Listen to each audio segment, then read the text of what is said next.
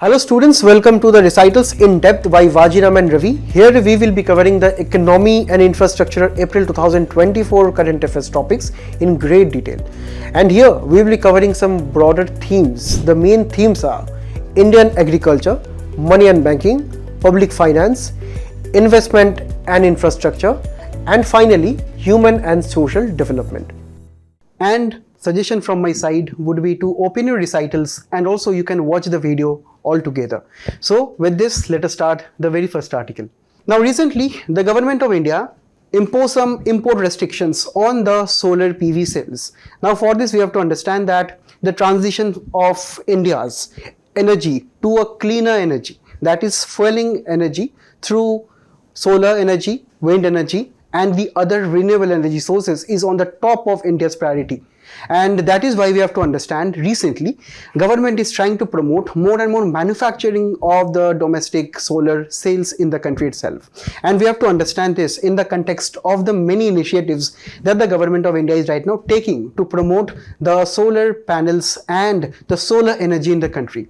Now we can find that, in COP26 at Glasgow, India announced the 5 secret mantras of India's transition to a cleaner and greener future, that is known by the name of Panchamrit. Now in Panchamrit, India as a nation contributed and also is trying to enhance its green energy by fulfilling these 5 targets. Firstly, India is having a target of reaching non-fossil fuel energy capacity by 500 gigawatts by 2030. And this energy has to come from non-fossil fuel sources. And by non-fossil fuel sources, we have to obviously counter in the renewable sources and also other sources such as nuclear energy. In the next target, India will be fulfilling 50% of its energy requirements from renewable energy by 2030. And within renewable energy, we have to understand the solar energy, the wind energy will be a very, very crucial step.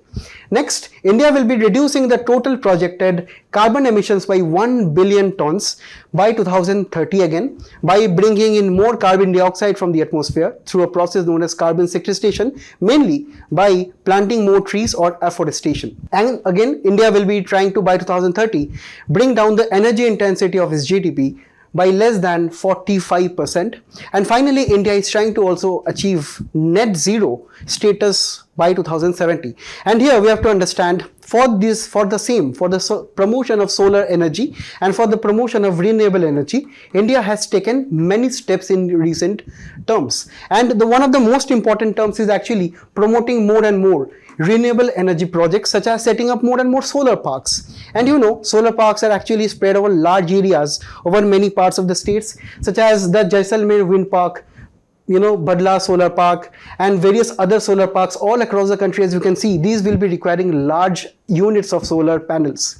And obviously we have to understand that if we are building lots and lots of solar parks, right, we will be needing lots and lots of solar PV or photovoltaic modules. And that is why we have to understand for the own domestic schemes of India's, we have to build and we have to focus a lot of our manufacturing power on the same. Also on the other side, we find that there is this International Solar Alliance, which India is also a part of. And International Solar Alliance was actually launched in 2018, where our own Prime Minister inaugurated on October 2018. And here, India has committed and also all of the world has committed around 175 crore for the building of solar resilient infrastructure across the Earth's equator, and mostly the countries on which the equator is passing and also within the 2 tropics of the globe, right? Those countries will be actually connected through solar energy, because we have to understand the 2 tropics and the equatorial regions, that is the equatorial and the tropical regions of the entire world is having high solar energy potential. And that is why this International Solar Alliance is actually a network of various countries where the membership is actually open to all countries that are members of the United Nations also. But here we have to draw a line that all of the members of the United Nations are not necessarily also members of the International Solar Alliance. So only those countries who will be willing to be a part of the same will be a part of the same, right? So this is an alliance to promote the use of solar energy, right, all across the world. Now apart from this, we also have various other government initiatives such as the National Solar Mission, right? We also have the PLI scheme, which is trying to promote and produce and manufacture more and more solar photovoltaic modules in the nation, right? We also have many initiatives such as the Pradhan Mantri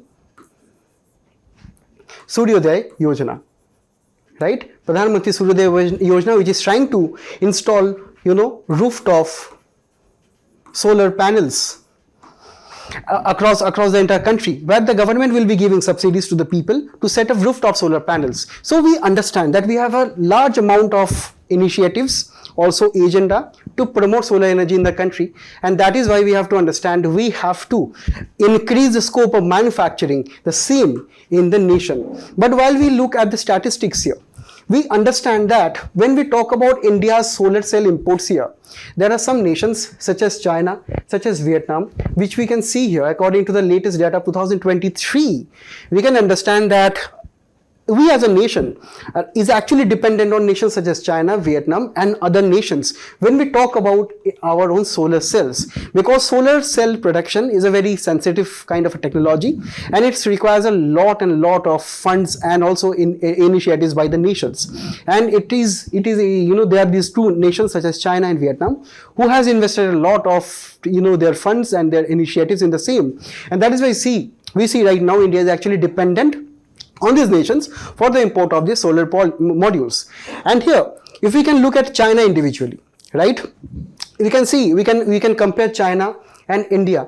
Here, we see most of the Chinese companies, the private companies in China, such as Longai, Jinko, Triana, and so on, they are actually more in number when we talk about the production capability, right, production capacity as of December 2020, in comparison with the Indian countries. As we can see, Indian countries are actually contributing only a paltry or a significantly lesser part than Chinese production of solar panels. So this is actually creating a very serious amount of dependence, right, dependence on India's side on this particular nation. And that is why we have to understand our import bill, particularly the amount of rupees that we have to spend, is actually more when we talk about the solar panel imports in the nation. And also we have to understand that China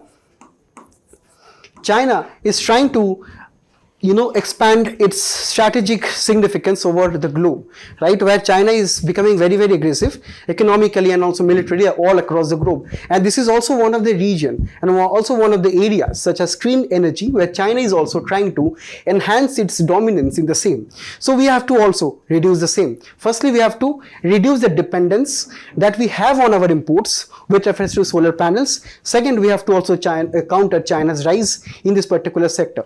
And that is why we have to understand that recently the government of India came out with a list of those manufacturers, and those manufacturers will be domestic manufacturers who will be allowed to actually supply, manufacture and distribute domestically manufactured solar modules within the nation. And that means that right now India is actually indirectly imposing a ban on all those solar modules which are actually imported from the rest of the world. And this is actually a way of import substitution. Now, import substitution means earlier, right, we did not used to produce solar modules at a very large scale. But right now, the government of India is actually coming up with a list with those names of the manufacturers who will be only given the permission to manufacture the same in the nation. And that will be a list that will be containing a list or a positive list of names of various manufacturers in the nation, right, domestic manufacturers who will be allowed to produce the solar panels for the various initiatives, for the various national initiatives such as the Pradhan Mantri Suryodaya Yojana, such as the National Solar Mission, such as the off-grid and on-grid rooftop solar panels, and so on. So these will be the manufacturers who will have to supply the various materials, the various raw materials needed for solar energy production in the nation. And this is a way of actually reducing the dependency on the imports of solar panels. And obviously, for the various government projects, for the government assisted projects, from the various other projects under government schemes and programs, a bit of which we have also seen in the very first slide. So we have to understand India as a nation has to transition itself to cleaner economy. And also we have seen that according to India's Panchamrit mission, right, India is aspiring to become a net zero country by 2070. So that is why India from right now only should be giving more and more initiatives, giving more and more funds to domestic manufacturers to actually enhance their production facilities. And here we have to understand this is a way of actually import substitution effort by the nation to promote more and more manufacturing of the solar panels in the nation. Now, along the same topic only, we have a PYQ from 2016. Now this is on the International Solar Alliance that we also have discussed. So I want all of you to answer in the comments what is the appropriate answer for the same. Recently, the Securities and Exchange Board of India, the SEBI, which is popularly known as, right, it has launched a portal which is an online portal which is known by the name of Scores 2.0. Now this Scores 2.0 is just like this. You can look at the website here. So it is a website which is trying to address the various grievances, the various complaints which are arising in the financial sector of the nation. Now here, you can just go onto the sector website, right, and you can just put your username ID and you can register on the website. Now, irrespective of whatever the problems you have in the financial sector, be it with related to your stockbroker, be it with respect to the various stock exchanges of the country, even be it respect with the various companies which are registered with the SEBI.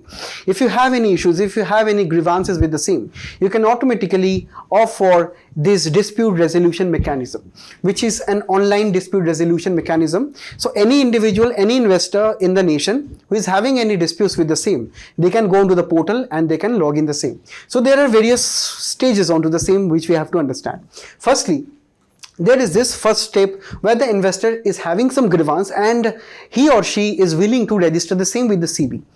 The second step is actually lodging complaint by going onto the website, by registering your ID, email ID, phone number and so on. So even all of the details which are registered with SEBI has to be registered here again.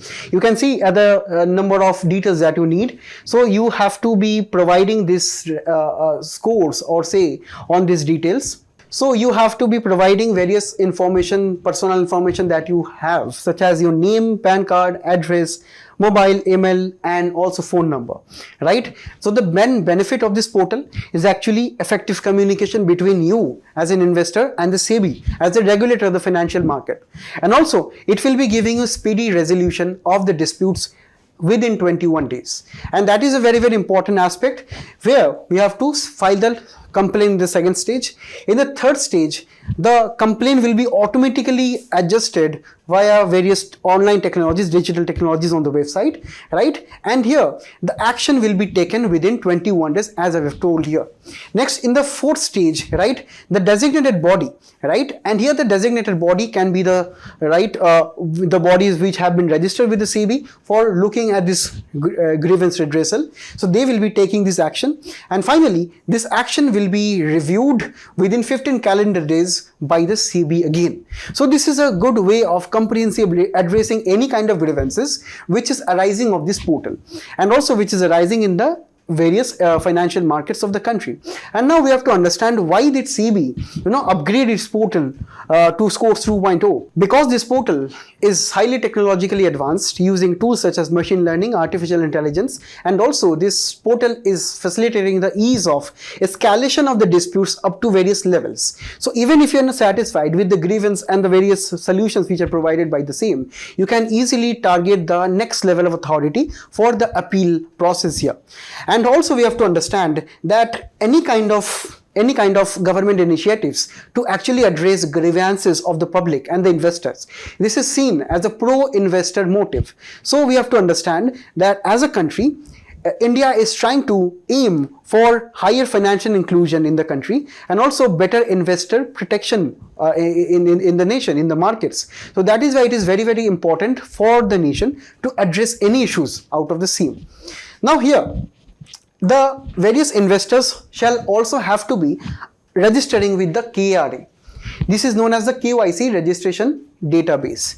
Now KYC registration database is actually operated by an entity known as Dotex International Limited, which is 100% owned by the National Stock Exchange of India Limited. Now, what is this portal all about? It is actually a portal where you have to go into and register and also review all your KYC norms or know your customer norms, such as the norms that you have with the Aadhaar card registration. So, to protect the data of the investors, right? To protect the data and also to protect the authenticity of the complaint, right? Authenticity of the complaint. This portal registration is also mandatory for all the investors to verify their KYC, PAN card, and so on. Recently, the BRO or Border Roads Organization has inaugurated the Nimmu-Padam-Darcha road, and this is on the beautiful stretch of Himalayas in the Ladakh region. And to look into this further, we have to look into the map. Firstly, mapping is a very, very important agency of the UPSC Prelims examination, where you have known that in the various previous year questions, there have been direct questions on the maps, and particularly when we talk about this region of Kashmir, right? There have been many questions in the past, particularly in the last few years. There have been a question on the Akshay Chin region, right? So we have to also look into any new developments of, be it infrastructure, be it any military or defense technological aspects. So we have to look into the mapping aspects of the same first. Now see, this is actually a road which is connecting Manali in Himachal Pradesh to Leh in Ladakh Union Territory. Now here we have to understand there are many sub-regions which this road is actually passing, and here we have the Darcha, we have the Shrinkflation, we have the Padum, and we finally have the Nimmu, which is finally collecting the Ladakh region. As you can see in this particular map, right? So in the middle we have also various passes, as you can see here. We also have various passes of the Himalayan range, which are also very, very important for your prelims, for your mapping perspectives. So please do pause your screen, and also please do take down notes into the most important aspect of this mapping. Now here, as you can see, this region is falling in this part of the Kashmir region. As we can see, just above Leh, we have the Siachen Glacier here in this particular region, right? Next, we also have the Kashmir Valley, which is just west of this particular region, and to the northeast we have the Akshay Chin, because there have been many questions directly asking you the directions of the various projects of the various important strategic locations in this particular sector. That is why I thought of just showing you the various maps of the same. Now here we have to understand the strategic significance of this particular road which has been built here. Now we have to understand that China is right now becoming militarily very, very aggressive in the recent times, right? Particularly along all of the sectors of the Indian borders, China is increasingly increasing the military expenditure, the border infrastructure, the development of the villages and the roads along the Chinese borders and also along this region. So that is why India needs to also improve the roads, improve the infrastructure, improve the military installations, improve the technology within the same. Because China is actually becoming very aggressive in the region. And that is what we have also seen in 2020 Galwan Valley crash, right? So this is the most important aspect that India right now also needs to improve on. That is why these kind of roads, these kind of high terrain roads, which are very, very difficult to construct, but still, this is a testament to our BRO, Border Roads Organization, in its belief of connecting the last villages of the nation through motorable roads, and that is a very, very strategically important point for the country. And for our examination purposes, the various maps, the various locations which I shown, and the various strategic importance is very, very important for you to consider. Now, recently Hurun, which is actually a global private think tank which focuses on the studies of inequalities and the various startups and the various wealthy individuals of the nation and their wealth comparison. So it has released its global rich list. So for our prelims, let us remember that the global rich list is released by Hurun, and Hurun has significant base in China, right? So most of their think tank operations are based from China. And here, according to the list, the top 10 people right, who are the richest individuals in the world are Elon Musk, Jeff Bezos, followed by various other individuals such as Mark Zuckerberg, Warren Buffett, Bill Gates, Larry Page, and so on. So for prelims perspective, you do not need to remember these names, right? You just have to remember this kind of references that you can quote maybe in your ACEs, right? Because you understand that in UPSC right now, they're asking ACEs of different, say, genres, different themes, different subjects. So you can easily give such reports, give such, say, list of the richest individuals to bring a comparison with the levels of inequality that is persisting across the globe.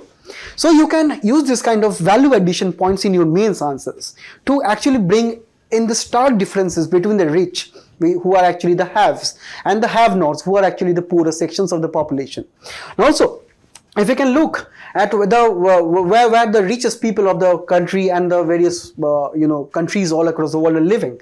So the richest city in the entire world, where the most number of billionaires live, is actually New York, and following it is London, and following it is our own Mumbai, right? And in Mumbai, 92 billionaires live, right? Next, we find the other kind of cities, right? We also have New Delhi at 9th position, correct? Now, when we come to India, the top 10 Indian billionaires according to their wealth portfolio is actually Mukesh Ambani, followed by Gautam Adani and family, followed by Cyrus Poonawalla, and so on, right? Again, the list, the names and individuals and their wealth is not important. These are just illustrative so that you can have better quality answers in the mains and also better quality essays if it is required for you to quote them, right? Now, we have to also understand one important mains facts here. Now, these are the things which you should be quoting in your mains answers. See, in recent times, according to Hurun report, it has been found that the wealth of Indian billionaires amounts to $1 trillion, accounting for 7% of the global billionaire wealth. And you can understand, right? So, Indian billionaires are accounting for around $1 trillion, right? And you can see this is for only for about 7% of the global billionaires' wealth. So according to this, all of the global billionaires combined, Indians would occupy 7% space. And that is also increasing right now over a period of time. While this is actually a positive news, right? While this is a positive news because we see that the Indian billionaires, right, are increasing over a period of time. And obviously, if we see more billionaires in various cities of the countries, right? For example, Mumbai, Delhi, this will be actually leading to regional growth of the country too. And obviously, more importantly, because these individuals are actually belonging to large conglomerates, right? Or various industries. So this will be also generating more and more GDP of the nation too, right? So this is one aspect of the same. This is one side of the coin. But on the other side, we also have another report, which is known as the World Inequality Lab.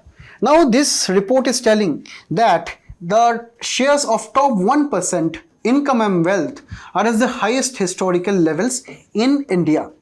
That means the top 1% of the country is actually dominating more than 50% of income in the nation. Right? So we understand the top 1% rich individuals have occupied more than 50% of the income in the country. Right? So inequality actually declined in India after independence, but skyrocketed since the early 2000s, when in the early 2000s we found the LPG reforms. And when the liberalization, privatization, globalization reforms took place in 1990s, right? So it brought in more and more foreign capital, and also it promoted the growth of the services sector in the nation. Also, we can see right now most of the billionaires in the nation is actually belonging from the service sector. And this is actually has also increased the inequality in recent times, because the concentration of wealth is more with the haves, and this is in stark comparison with the have-nots, that is the poorer sections of the population, where we can understand between 2014 and 2023, right, the top end inequality has been seeing a sharp rise over a period of time, right? And it is also said that the wealth and income share of the top 1% is actually among the very high globally, even higher than the inequality rates of US and Brazil. So we have to understand that India as a nation is facing a huge issue of bringing the various sections of the population at an equal footing. And this is also one of the most important things that you can quote for your mains answers. Recently, the government of India imposed some anti-dumping duty on sodium cyanide. And here, let us discuss a little bit about sodium cyanide, then we will be going into the economics of anti-dumping duty. See, sodium cyanide is a particular chemical agent which is used in various industries such as mining, metallurgy, pharmaceutical industry, chemical intermediaries, dyeing, pigments and so on. So we have to understand it is a very, very important raw material for the chemical industry, for the pharmaceutical industry and so on. And we have to understand, while this is a very poisonous substance for consumption by normal people, but it is a very, very industrial agent and a raw material. It is available in solid and liquid form, and India is actually dependent, fully on countries such as China, European Union, Japan and South Korea for the import of sodium cyanide in the nation. And that is why we have to understand India also needs to protect the domestic manufacturers of some sodium cyanide, because there are some nefarious or say unethical practices which are practiced by these nations. Now that practice is actually known as dumping, right? Now consider this case, right? Consider an example of a country A who is manufacturing this toy car at $75, right? Now country B exports the same toy to country A at $50. Now country A, right, is manufacturing the same at $75, and maybe it will be also selling in the market for around $75 or $80, right? So the end consumers or the citizens of country A will be indeed purchasing the toy at $75, for example. Now when country B is supplying the same toy of same quality at $50, now what do you think the country A citizens will be buying? The country A toy or the country B toy? Obviously, it is a country B toy which is far more cheaper, right? It is cheaper by around $25. So obviously people from country A will be always importing more and more toys from country B. And that is why we have to understand this is a practice which is known as dumping by country B. Country B is manufacturing the toys, right? And it is supplying the toys to country A at below market price, right? And what is it doing? If the toy is actually sold at below the market price, then it will be leading to more and more demand in country A, right? And that is when the country A's producers of the toys will be staring at losses, right? Because no one will be buying their own toys that is of country A. So that is why this practice of dumping is very, very harmful for this country A manufacturers. And that is why the government will be imposing a kind of a tax on the goods which are being imported, on the toys which are being imported from country B to country A. So this is simply which is known as anti-dumping duty. When a particular say country, for example here the country A will be levying a tax of $25, which if you can sum, it brings up the price of country B toy to $75. So this is when the country is actually trying to level or balance the imported price of the various goods and services along with the domestic goods and services. So this is what we know as anti-dumping duty. Now please do not confuse the concept of anti-dumping duty with countervailing duty. Now countervailing duty is actually a little bit different. Now understand that there are many countries, for example say take the example of country A and country B, right? Now maybe country B is manufacturing a toy, and this toy for example is priced at, for example say at $100, right? Now we have to understand that in this particular aspect, when this country B is manufacturing this toy, it is pricing its final product at $100, but here maybe the government of that country B has provided around say $80, right? So what happens? The private companies which have manufactured toys, they have only spent around say $20, right? So it is actually more cheaper. It is actually more cheaper for the toy manufacturers in country B to produce these goods, right? Because the government has given, for example, $80 of subsidy. Now there can be various issues out of the same too. Now when this toy will be imported into country, for example, A. Now here, for example, the government is not giving any subsidies like the country B. So what will be happening? The country A manufacturers, they have to actually put out more money from their own pockets, right? So that is what will be making the country B toys much more relatively cheaper, because in country B the government have supported them. So that is what we have to understand. Countervailing duties are actually those duties which the government will be applying in country A, some taxes to the various imported goods, right, like this, to actually counteract or to counter the subsidies which have been given by country B, right, which is the exporting country's government. So we have to understand the main difference here. The anti-dumping duty is actually a practice where the country B is dumping cheaper goods in foreign markets. Countervailing duty is actually when a country is actually giving more subsidies, and that is why the other country is imposing taxes to actually bring up the prices, bring up the level playing field here. So we have to understand these are the main differences here between anti-dumping duty and the countervailing duty. Now we have to understand what is the rationale of anti-dumping duty and countervailing duty here. See, the main aspect, the main rationale of these duties is actually protectionism. Protectionism, right? Because you have to understand that whenever we try to import and export goods and services in the international markets, there are there are various issues out of the same, as the issues as we have seen in dumping and countervailing duties, right? So here we have to understand that the domestic nations, they have to protect its domestic manufacturers out of the various issues that is taking place in the global arena. So that is why, firstly, we have to understand the main agenda is actually protectionism, that is protecting the domestic manufacturers and also to increase the domestic production of goods and services in the nation, right? Because if we try to protect our domestic nations, our domestic manufacturers, the production will be also increasing subsequently, and this is what we have to understand is one of the main aspect of these duties too.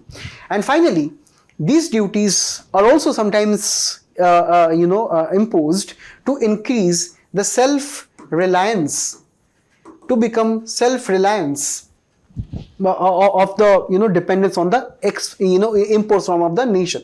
Because also we have to understand a nation can only develop when most of the goods and services that they use in their production purposes, they are actually producing in their own nations. And that is why sometimes these duties are also enhanced or imposed to become self-reliant, for example in this case on the sodium cyanide chemicals and so on. So these are the various rationales under which these import duties are actually presented upon. And here the main entity, the main government entity which is imposing the duties here is the Directorate General of Trade Remedies. Now this was earlier known as the Directorate General of Anti-Dumping and Allied Duties directly, right? So right now the name has been changed to DGTR, and this is under the Department of Commerce, Ministry of Commerce and Industry. Very, very important for your prelims. And here it was formed in 1997 and was later renamed in 2018, and now it is a single entity which is dealing with all kinds of duties or trade measures such as anti-dumping duty, countervailing, and also various other duties such as safeguard duties. It provides a level playing field to the various domestic industry and also against the unfair trade practices that we have discussed here. And along the same lines, I would want again all of you in the comments to mention the answer to this MCQ. It is a very, very important MCQ which can eventually come in an exam. In recent times, there has been a debate on the high PE ratios of Indian companies that are listed on the stock exchange. So let us understand what PE ratio is all about. See, PE ratio stands for share price divided by earnings per share. Imagine two listed companies, for example, Jio and Airtel, whose, for example, the stock price here is say 100 rupees, and here say for example the price is 200 rupees. And for example, for every share, Jio has given the investors say 5 rupees, and for every share, Airtel has given the investors say for example 20 rupees. So P ratio for Jio is coming out to be a simple division of 100 by 5, that is 20, and for Airtel it is given say for example 10, right? So we understand here the main aspect of PE ratio is actually to compare similar companies in similar industries. Here we are talking about telecom industries, so we have taken Jio and Airtel. So if we find that the PE ratio for Jio is actually 20, for Airtel it is actually 10. So if you understand the main aspect here, it is about the share price by earnings per share, and obviously the PE ratio will be higher if the share prices are too high or the earnings per share are too low, and even PE ratio will be lower if for example the share prices are lower or even the earnings per share is actually higher. Now in stock markets, the investors, they look at PE ratios to actually choose stocks for investment. They avoid stocks with very high PE ratios because very high PE ratios are actually known as overvalued stocks, because overvalued stocks either have high amount of share prices, right, and for example say very low earnings per share. For example, if instead of 5, if Jio had 1 rupees per earning or per share, right, the PE ratio will be 100. And for example, the Jio, if the per earning share would be around say 20, right, the PE ratio would be 5. So it is always understood that high PE ratios means that the stock is overvalued, and that is what maybe the investor may avoid investing in the stocks, because simply their prices are too high or their earnings per share is actually very low. Now investors always look for those stocks maybe with stable PE ratios or with lower PE ratios.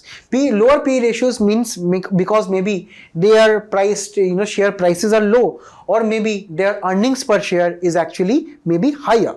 Now again, there are some issues with undervalued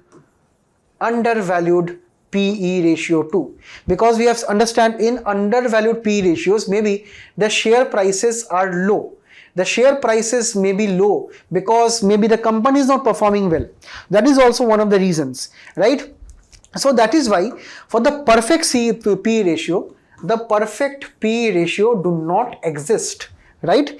It is either the PE ratio is actually too high or it is too low. The perfect PE ratio must be actually found out by comparison between the very individual companies in these particular sectors. So perfect PE ratios are actually found by comparison. Very high are too actually overvalued, right, or very low are actually very undervalued in the particular aspect here. Now recently, the recent SEBI chief have actually complained that Indian PE ratios are actually much more higher than the South American, Brazil, China, Russian companies, stock exchanges PE ratios, right? Now recently, the SEBI chief has actually talked about the high PE ratios of Indian companies in comparison with the other companies in the rest of the world. If you look at China, Brazil and so on, the normal PE ratio is actually far lower.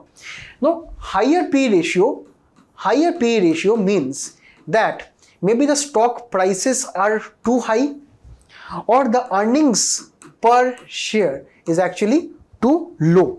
That means maybe the stock prices are too high because maybe right now the investors are very much enthusiastic about Indian markets. Maybe the companies which are actually listed on the stock exchange, the Indian companies, going forward 20-30 years, they will be showing a huge amount of growth. Maybe that is why the stock prices are too high, and that is also leading to higher PE ratios. But higher PE ratios do not reflect the actual performance of the company. That must be, actually I told you, the perfect PE ratio must be done in comparison with the other similar companies in the same sector, right? The main reason that we see right now the Indian companies are having higher PE ratios can be attributed to a phenomenon known as hockey stick growth. Now hockey stick growth tells that to begin with, maybe the stock of a company in very initial years, it does not see much growth. Gradually, when the company started investing more and more money, or say foreign investors are coming into the Indian companies that started to invest more and more money, right? This is the condition when we see the blade years. Blade years means this is the condition when the company is just seeing uptick in the growth pattern in just the next phase. When this is the growth phase, where more and more investment coupled with better revenues, they started giving higher stock prices, and this is when we see high PE ratios, and this is maybe a future optimism of future revenue growth and future surging growth of the company. But this is all the things that will be happening in future. The present PE ratios in the country, we have seen they have actually been over a very high amount of, say for example, trend, and this is maybe a kind of an optimism for the Indian industries that over a period of time they will be seeing a greater amount of growth. And here I have one practice MCQ for all to actually give this answer in the comment section. And finally, we have this practice MCQ where I want all of you to solve and let me know what is the answer in the comment section. Recently, India got its first privately managed strategic petroleum reserve. Now here we must be discussing the very basics first, and then we'll be understanding the various aspects of the same. Now see, when we talk about strategic petroleum reserves, these reserves are located around these states of the nation. Typically Odisha, Andhra Pradesh, Karnataka, right? So these three states have these potential sites for strategic petroleum resources. Now imagine these resources are actually containing lots of reserves of emergency petroleum for the nation. Now you understand that India is a nation which is dependent on crude oil supply from the rest of the world, particularly the Gulf countries. Now say due to any emergency in the Gulf countries and also say in the other parts of the world, the supply of crude oil in India is actually hit. So India needs to have a backup reserve of its crude oil or say petroleum. So that is the main purpose of this strategic petroleum reserve, which is actually a very, very big boost or very, very big initiative for India's energy security. When we talk about energy security, we mean that whatever the sources of energy that we need in our day-to-day life, such as electricity, such as various other industrial appliances, the main source of those energy, right, or say the various vehicles that run in our nation. So the main source of the energy is actually say coal, or also say petroleum. But we understand that India is on the other hand is dependent on coal majorly for its good quality of coal, right? And also on the other hand we are also dependent on crude oil for the same. So that is why we need some reserves that is not generally based on say market conditions or say for market supply, that is for our own emergency supply. And that is where this strategic reserve strategic petroleum reserves are actually coming into. Now, Government of India actually set up around 5 million metric tons, right, of strategic petroleum reserve in around 2 phases, right? That is a phase 1, right? We had at 3 locations at Visakhapatnam, Mangalore and Padur, right? So we have these locations on the map also, which is very, very important for your exam.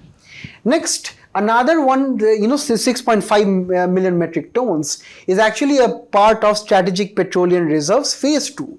So generally we had 2 phases, phase 1 and phase 2 of these reserves. And the phase 2 is also located at Chandikol at Odisha and also at Padur, Karnataka. Now here, the existing crude oil capacity, as we can see here, is mostly, as we can see in Visakhapatnam, followed by Mangalore and Padur. The upcoming crude oil storage is actually under phase 2, right, which is coming at Odisha and Karnataka again. Now when we look at the shock absorbers around the world, which is actually the strategic petroleum reserves around the world, we see that in India we are having, right, a combined of around say less than 50 million metric tons. All across the world we find that USA is having the number 1 capacity, followed by Japan, South Korea, China and so on. So India should also be having its own strategic petroleum reserves, like the quality and like the say quantity of the other nations also. And here the significance is that since petroleum is a significant aspect of India's energy security, of driving India's say vehicles and say the various industries, we need to have the reserves of the same. And also according to International Energy Agency, right, which will be also requiring the membership of the same. If you want to become a membership of IEA, you have to have a minimum of 90 days reserves of oil consumption, right? And here we have to understand that as per IEA in 2024 February, right, in India, we only have 66 days of strategic petroleum reserve in the nation. So we have to enhance the same, because we have to understand we need to have energy security imperatives in the country. And that is what we have to understand. Indian government is actually promoting a lot of efforts to build up strategic petroleum reserves. And that is why we have to understand so far whatever the phases of SPV that we have seen here, these are actually totally managed by the public sector or the government sector. Right now, to bring in, better private participation, to bring in better private participation, to bring in better private investment, right, to bring in better technology, to actually fulfill India's energy requirement of 90 days of strategic petroleum reserve, the private sector is actually bought in. And that is why what we have to understand, Indian government is trying to promote commercialization of the strategic petroleum reserves. And this is actually on the model of Japan, South Korea, where actually more and more private sectors are actually promoted to set up SPVs in the nation. So in Japan and South Korea, we have these private sectors participating in this strategic petroleum reserves, and that is what India is also trying to emulate in the same. And India is right now having a target of around say $659 million of 5,514 crore rupees to actually increase the reserves in the country of the petroleum. And here this commercialization will be taken place in PPP mode, or say interested private companies, they can go into this public-private partnership with the government of India, where the government of India, for setting up this strategic petroleum reserves, the government of India will be giving 60% of the funds. And here the rest of the 40% of the funds will be coming from the private sector. So it is for the very first time that the government is actually opening up the SPVs, which is actually a case for use of petroleum during the time of emergencies, during the time of global conflicts. So this part will be right now open to the private sector, and this is actually to bring in more and more private investment in this particular sector. And here the private trade, or say the private trade of petroleum, will also be allowed from the private or commercial strategic petroleum reserves, which will be operated by the private parties. Obviously, if they are putting in 40% of their funds, they will be obviously desiring some profits, right? So to make profits, to allow them making some profits, the private sector, they have been allowed to carry on the private trade of this particular petroleum reserves. And finally, the government, we have to understand, the government will be having the first right to demand any petroleum from these reserves if this is the case of any emergency. So during emergencies, the government can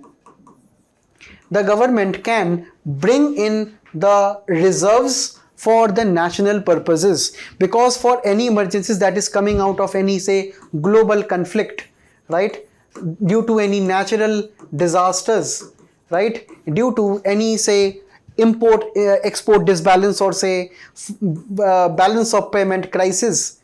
So due to any other emergencies, because we have to understand India is actually dependent on the import of crude oil in the country. So due to any emergencies, the government will be having the first right to actually utilize strategic petroleum reserves.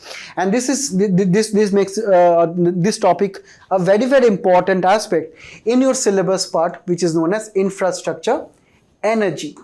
We have this part in your syllabus, and please do use strategic petroleum reserves as one of the points to enhance the value of your mains answers of infrastructure. Do not forget to use these particular points of privatizing the government initiatives to take privatizing the SPRs. And here I have devised a practice MCQ for all of you here. Please do attempt the same. There's a statement which is given here, and the direction is also given to choose the answer, the correct answer here, and all of the topics that have just been discussed here. On the basis of the same, please do answer this and mention me in the comment what is the correct answer. Recently, a memorandum of understanding has been signed between KABIL and CSIR-IMMT, and this memorandum is very, very important on the basis of the promotion of critical minerals in the nation.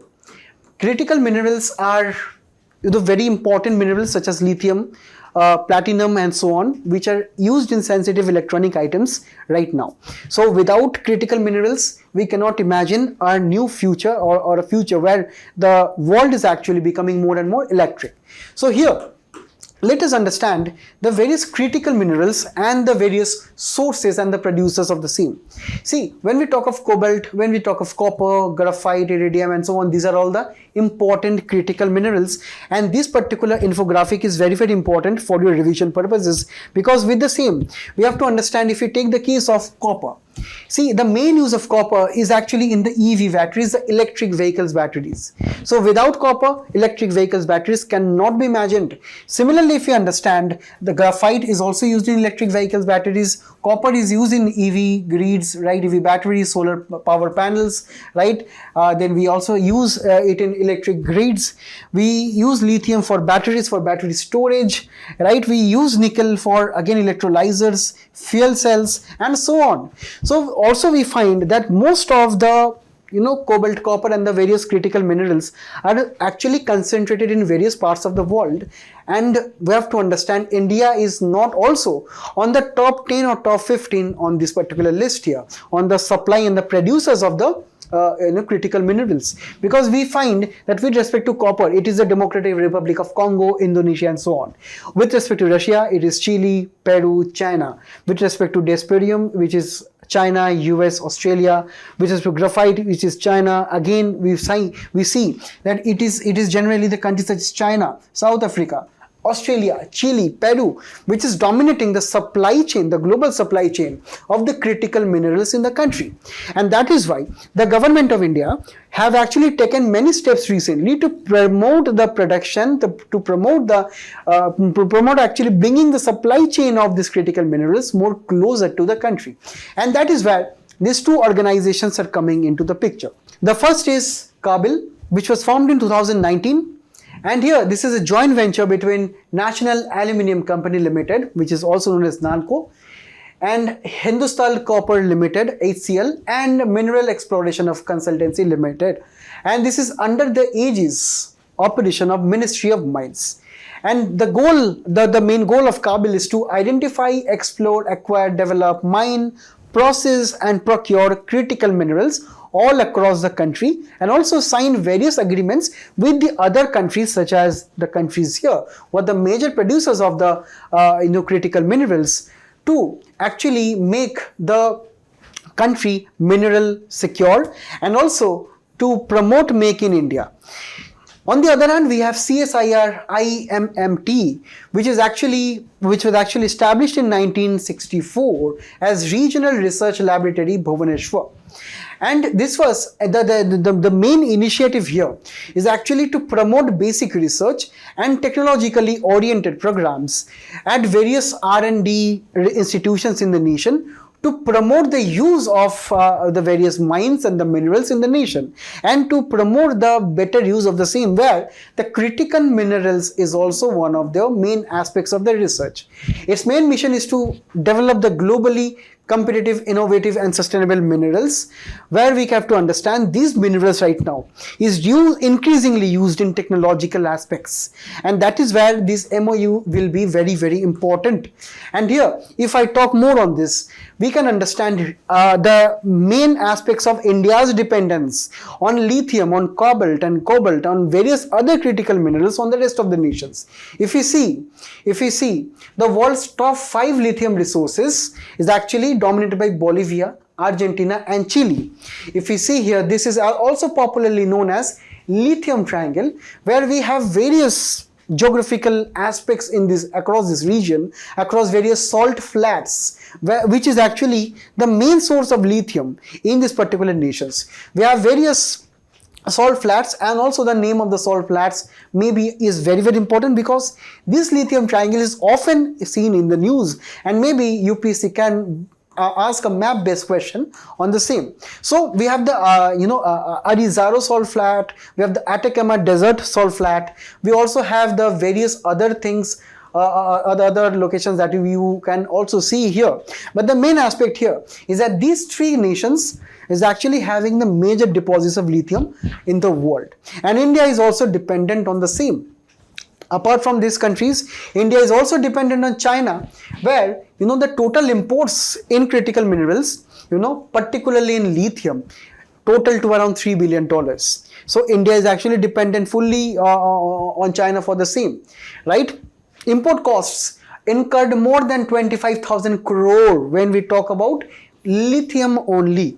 If you can imagine what is the exact number for the other critical minerals altogether, right? And also right now, KABIL is actually getting into agreement with Australia for signing for exploring 2 lithium blocks in Australia in 2022. Right? It also started bidding in November 29 for around a block in Jammu and Kashmir, where recently large swaths of large resources of lithium was recently discovered in Jammu and Kashmir.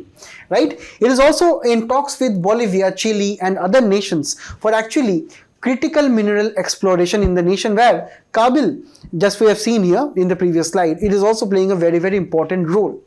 Now, this MoU between KABIL and CSIR-IMMT is very important, because it will be looking into the design, analysis, metallurgical tests, and the various work plans with reference to the critical minerals. And we have to understand critical minerals right now are everywhere.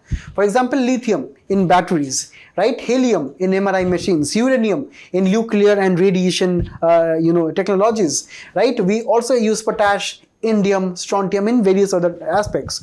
Also, when we have to understand the top industries which rely on critical minerals is actually telecommunication, electronics, energy, defense, aerospace, transportation. So we understand that critical minerals are everywhere, and that is why this MoU will be looking into the various aspects of design, analysis, and the same. It will be also developing the process technologies for mineral processing and extraction, because we have seen that KABIL has now signed also MoUs with Australia, and also looking to explore the lithium triangle across the world. So Indian companies will also be going there, and they will be also mining and extracting these critical minerals. And that is where the KABIL MoU and the CSIR expertise under IMMT will be coming into play, where they will be giving various technologies to actually explore and process the minerals. And finally, it will be facilitating joint research and scientific information exchanges between the two nations, between the two entities, and between the various aspects in the critical mineral industry. So this is a very important aspect of this same. Now, I have a practice MCQ again for all of you here. Right? This is about the lithium triangle and where this is located. Now I want all of your answers in the comment section for the same. Recently, the government of India, to promote horticulture production in the nation and also to give more and more incentives to the farmers involved in the horticulture sector, it has launched this innovative scheme known as CDP SURAKSHA. The CDP is standing for Clustered Development Program of horticultural crops in the nation. So, firstly, let us look into the status of horticulture in the country. See, horticulture in the nation, the term horticulture is actually meant the production of, say, vegetables, fruits, potatoes, onions, flowers, and so on. So we have to understand that the promotion and the production of horticulture is very important for the farmers all across the nation, because we can see that the leading producers of fruits and vegetables are across the various states. We can see the various states are producing their own varieties of, say, tomatoes, apples, mangoes, and so on. So we see in Kashmir, the apples are actually produced in large numbers, where the majority of the apples in the nation are actually produced by the Jammu and Kashmir. We also find that lychee is produced in Bihar. In UP, we have mangoes, potatoes, right? In Madhya Pradesh, the tomatoes, the major sources of tomatoes are actually coming in. Pomegranate is actually produced in Maharashtra, apart from grapes and onions and so on. We see that the various states in the country are actually a source of various fruits and vegetables, and that is why we have to understand, we have to strengthen the sector, particularly when we talk about the horticulture sector. And also, if we look at the recent data, we see that the production of horticulture, that the total area under horticulture is actually increasing consistently over the last few years, right? Also, if we look at the production in million tons, we see that the production has also increased consistently over at least the last 2-3 years. And also we can see that the production of vegetables, that the production of, say, for example, fruits, they have also been increasing over a period of time, apart from onion and potato, right? We see that recently there have been some issues with the crops such as onions and so on, where the recent produce has decreased over a period of 1 year. And also we can see that with respect to potato, the production has kind of remained stagnant with increase in the last year itself. But we have to understand that the main aspect of promotion of horticultural crops in the nation is actually given to the National Horticulture Board, which is actually under the Ministry of Agriculture and Farmers Welfare under the Government of India. Now, National Horticulture Board is actually fulfilling many tasks and many schemes and initiatives for promotion of horticulture in India. Now, the very first is about development of commercial horticulture through production and post-harvest management. It is also looking into the capital investment subsidy scheme for constructing and expanding or modernizing the cold storages of various horticulture missions across the country. So it is actually giving a comprehensive amount of pre-harvest, during harvest and post-harvest schemes and policies in the horticulture sector. It is also looking into the horticulture promotion services, expert services, and strengthening the capacity of National Horticulture Board. And finally, it is also looking into the various technological development and transfer and promotion of horticulture in the nation. So, National Horticulture Board is a prime agency which is trying to promote the horticultural production in the nation. Now here, we have to understand that in the map earlier also we have discussed that India is home to various local domains of local fruits, local vegetables and so on, as also has been seen in this map, which is directly on the website of the National Horticulture Board. We see that the various parts of the nation has various unique products sometimes, such as the southern areas of the country which produce different varieties of bananas, right? We have different varieties of mangoes from here in Kutch, and also in the areas of, say, Telangana. We have various amounts of, say, other forest produce or other agricultural produce, particularly vegetables and fruits. So to promote them, the National Horticulture Board is actually launching some program which is known as Cluster Development Program. Cluster Development Program means, for example, take the example of, say, for example, the Nasik grapes.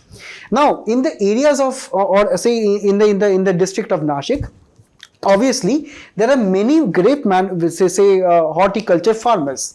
So what this cluster development program is trying to do, so say if for example in Nasik, in Kutch, in Shopia, so in these districts the cluster development program will be collecting all the farmers. They will be collecting all the farmers, for example, grape farmers, mango farmers and so on in one cluster in a district, and they will be collecting their produce together. For example, in Nasik, a cluster of grape farmers will be there who will be producing their crops all together here, and also they will be getting many schemes and many benefits based on the clusters itself. So this is a cluster which is a central sector program implemented by the National Horticulture Board, and this is aiming to leverage the geographical specialization of various produce all across the countries. And this is trying to bring all the farmers in a particular area, and is trying to promoting integrated and market-led development of the production, the pre-production and the various post-harvest logistics, marketing, branding and everything. For example, with reference to the grapes, in Nasik, right? Starting from the sowing, seeding, harvesting, transportation, marketing, branding and everything will be developed on these particular clusters. So this cluster only will be having various enterprises, various units which will be looking into the marketing aspects of the same. So far around 55 clusters has been identified across the nation, where 12 have been selected for the pilots and various are actually in the various important stages of development. And 4 more clusters such as a floriculture cluster in say West Bengal, coconut clusters in Kerala and Tamil Nadu, white onion clusters in Gujarat are also in the pipeline, right? And according to the government, there will be 9 lakh hectares of the area which will be covered along these 55 clusters under this mission. And here the government assistance is actually fixed through up to 25 crores for mini clusters size up to 5,000 hectares, up to 50 crores for around medium size clusters, and up to 100 crores for mega size say clusters. So based on the size of these clusters, the government assistance in amount of crores will also be decided. And we have to understand that when we are talking about this cluster development program, the individual farmers in these clusters will be getting many benefits. For example, say starting from seeds to fertilizers to transportation to branding and so on, which everything will be comprehensively covered. And here the government will be giving the farmers and the cluster some subsidies. And through subsidies only, the farmers will be able to increase their production by producing more and more horticultural crops. Now, here this CDS SURAKSHA or Cluster Development Program, System for Unified Resource Allocation Knowledge and Secure Horticulture Assistance, is a digital platform. As you all can see here, it is a digital platform where this is a particular website of CDS SURAKSHA, where you can see at the very right, the top right corner of this website, we have this SURAKSHA portal login. Now the login is for different stakeholders of the cluster development program. We have implementing agencies, we have farmer login, vendor login, CDA login, National Horticulture Board login. So here the farmers can simply go to the farmer login and they can open this website here. So here the farmer just need to put in their mobile number, password, and if, for example, the farmer is not registered here, the farmer can also register the same in this particular website. Now here, the main aspect of this portal is actually to getting the benefits under the cluster development program. Now here, this portal is also integrated with PM Kisan scheme. So PM Kisan is actually giving 6,000 rupees to all Indian farmers on an annual basis. This is a direct benefit transfer where the money of this particular scheme directly goes to the bank account of the particular concerned farmers. So the PM Kisan farmers database is also integrated with this CDS SURAKSHA database. Now obviously the farmers who are getting benefits of this PM Kisan, they will be now also getting the benefits of this portal. Now here, this is also having the Aadhaar card and all the UIDI validification of the farmers, and this is also having the benefits of geotagging. That means these places will now be located digitally. For example, the farmers across various parts of the countries, their farms will be located on the portal here, and also their farms will be given particular digital borders on the digital maps, so the farmers can actually keep a track of their farms and the locations and the crops there. And also the government authorities can also keep a track of the farmers' locations and the various details on the same. Now this is also giving a platform access. As you can see here, the platform access is given to everyone, starting from the implementing agencies, who will be the main government agencies who is actually looking into the implementation of the program, the funds of the program and so on. This will be also giving access to the farmers, to the vendors, or the vendors are actually those people where the farmers are actually going to purchase their seeds, fertilizers or their farm inputs. So they will also be there on the portal. So this is a one all portal, integrated portal, as you can see here, right? And finally, there is a very interesting integration here, which is the e-rupee integration. That means this e-rupee integration is actually facilitating all the direct benefit transfer that is provided to the farmers here. Now let us understand how this e-rupee actually work, and firstly, what is e-rupee here? Now see, to describe very briefly, e-rupee is a voucher payment system. It is a one-time payment mechanism that can be redeemed without any card, without any digital payments, or even without internet access. Now how this takes place, let me explain you. So the functioning of the CDS, the CDP SURAKSHA program. Now see, now imagine a farmer who needs to avail of the various crop protection or say pesticides and the various animal feeds, seeds, farming equipments as a program of the CDP or the Cluster Development Program. I told you that the government is giving many direct benefit subsidies for procuring the farm inputs for the particular horticulture crops. So for example, this farmer is actually growing Nasik grapes, and for the grapes the farmers obviously need seeds and so on. So what will be happening here? The farmer will be having a basic feature phone, for example, and on this feature phone, the Ministry of Agriculture, right, and here mainly the National Horticulture Board will be transferring a particular SMS to the farmers. Now this SMS will be containing a code.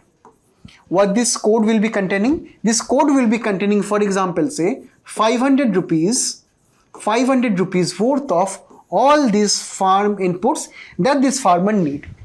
Now the farmer will be taking this code to a particular vendor. Now this vendor will be looking at this code. This code will be having say 500 rupees voucher, and the farmer will be giving the code to the vendor, and the vendor will be giving 500 rupees worth of all of these farm inputs that the farmers need. So here the process is very simple. Firstly, it starts from National Horticulture Board sending an SMS to the farmer's mobile phone.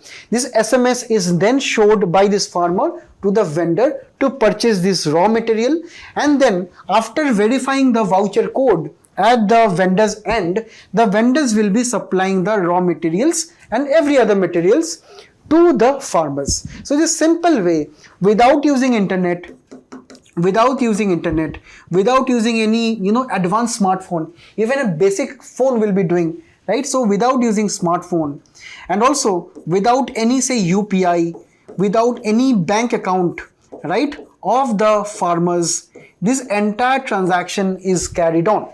So this is how this CDP SURAKSHA is actually functioning. So initially the farmer for the very first time needs to log in their details on the particular portal, then they need to order it.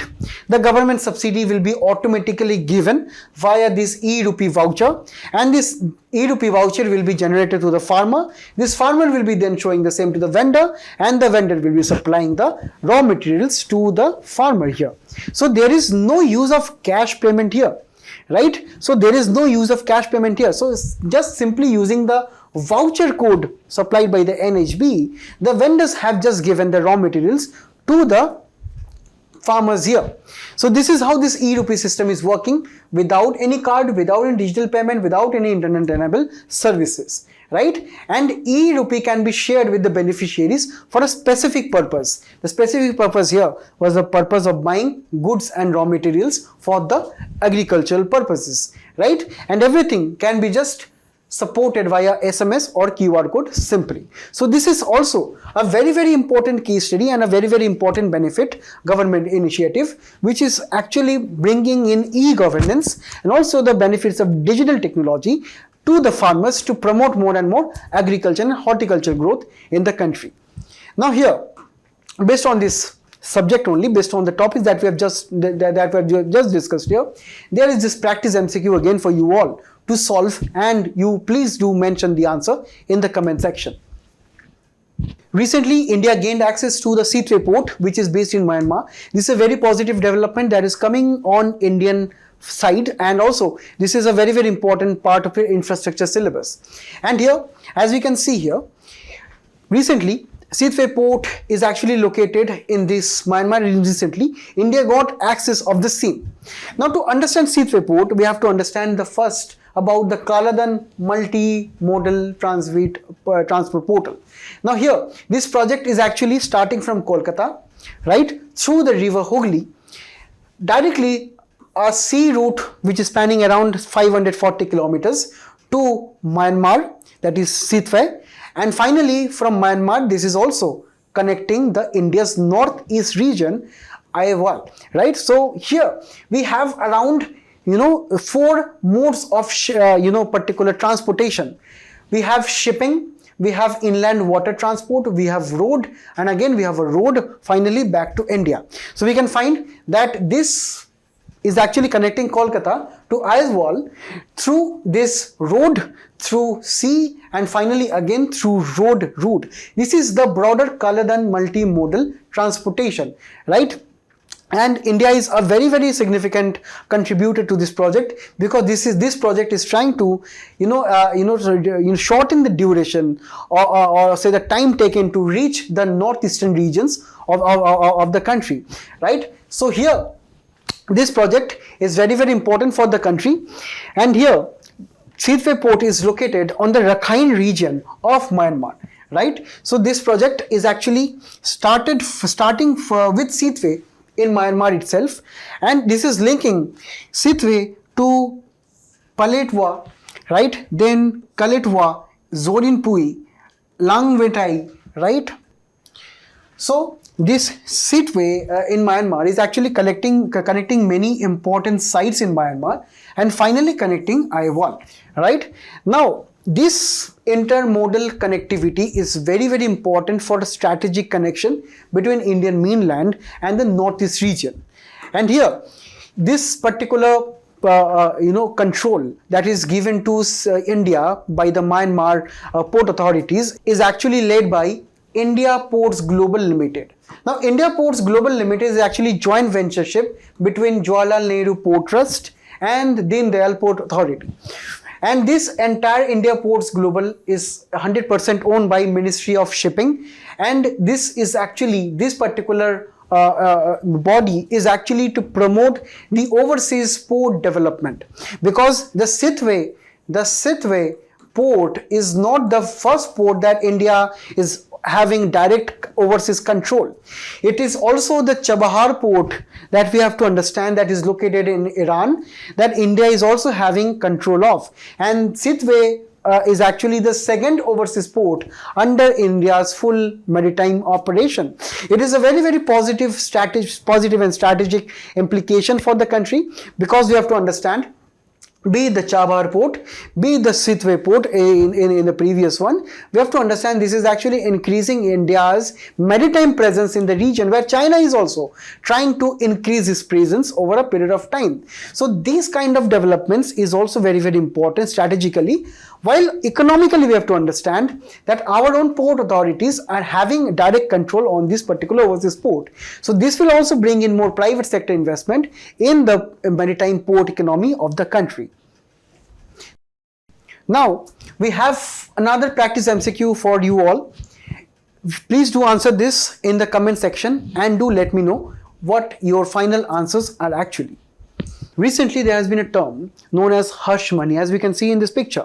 This particular person is actually having his eyes and mouth covered by money. That means maybe someone has offered this person money to keep shut or to hush it up. So there has been many allegations in recent times about Donald Trump, about his many allegations on his personal life and the various illegal activities or unethical activities that he has allegedly done in his personal life has been categorized as something which Donald Trump has been covering up in recent months. And there are many people allegedly again which are included in his scandals, and it has been said that Donald Trump is paying those people money to keep shut.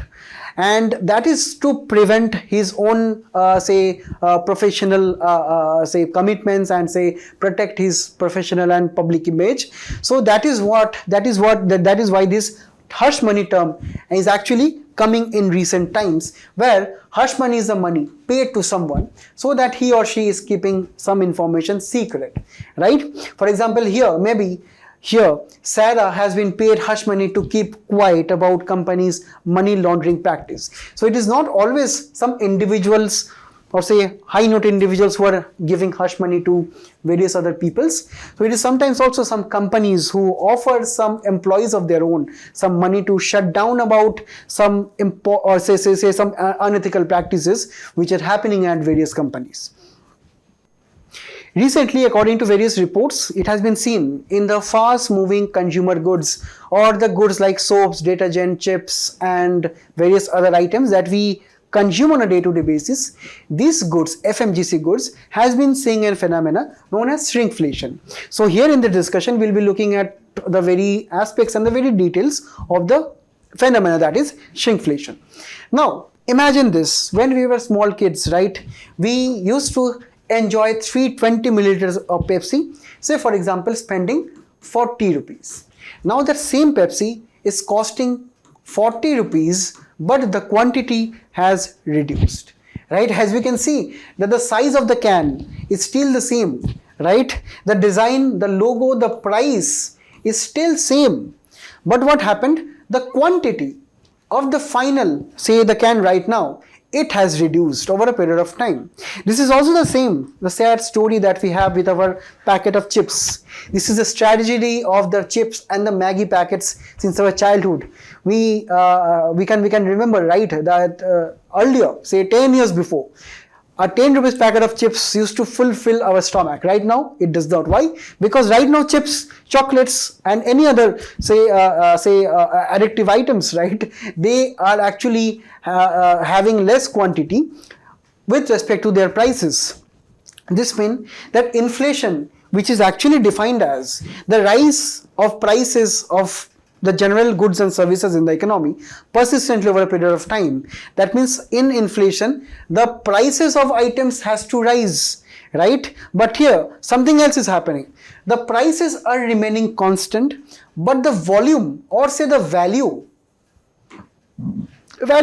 of the various goods are decreasing. So, in a way, this is indirectly inflation only, because for the same price right now, we are getting less value right now. Even with the same Toblerone bar earlier, right? For the same price of, say for example, around 400 rupees, right now we are getting only 150 grams for 400 rupees, for example. So, the value has decreased over a period of time, and this is actually a phenomena of shrinkflation, which is actually reducing the size, quantity or weight of the product instead of increasing the price. Because of obvious reason, you have to understand, if the companies will be increasing the prices of Pepsi or Toblerone and so on, obviously the demand of the various goods and services will be falling. So obviously the main private companies would not want the prices of their produce to increase, and that is why obviously they have kept the prices same, but quietly and silently and secretly they have reduced the value of their goods. So this is actually what we know as shrinkflation. So this is just an inflation which is actually accompanied with the decreasing in value of the various goods.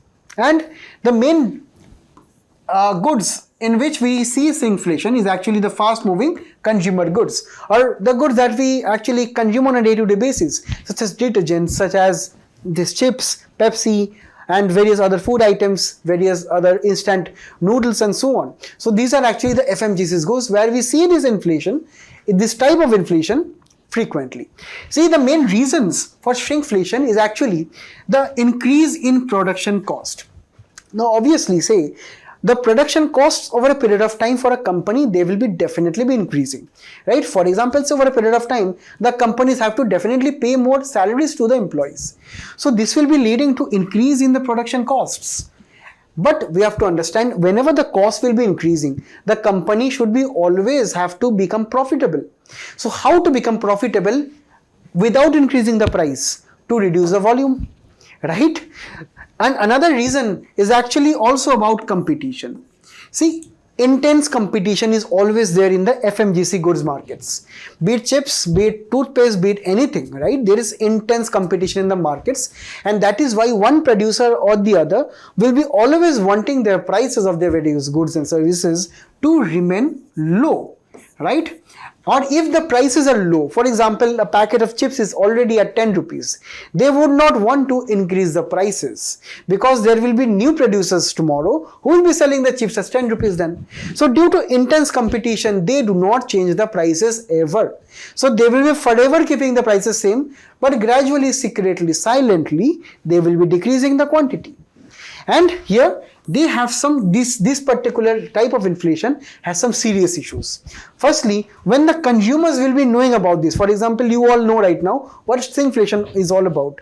Can you trust this company right now that they will be now, in the future, they will be supplying you the same, say Pepsi, the same quantity of Pepsi, the same quantity of chips and so on? No, obviously, right? So obviously over a period of time, the public trust in the companies go down.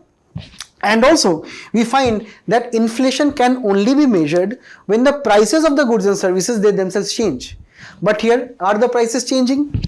No, right? So, how can we measure consumer price index or wholesale price index if the prices themselves are not changing? So, it becomes very difficult for countries, for governments to actually measuring inflation if the prices are not changing. So, this is actually a kind of a hidden inflation, right? This is kind of an hidden inflation where the government entities or the entities who actually measure inflation in the market based on consumer price index, the wholesale price index, they cannot come with any formulas to actually measure the value of the measure the value of the inflation in the market, especially in the FMGC market. So this makes inflation hidden, and this makes the real inflation much more higher than what is there in our normal common indexes of inflation. And here, for all of you again, we have a quiz. Please do solve this in the comment section and do let me know what is the answer of the same in this particular question.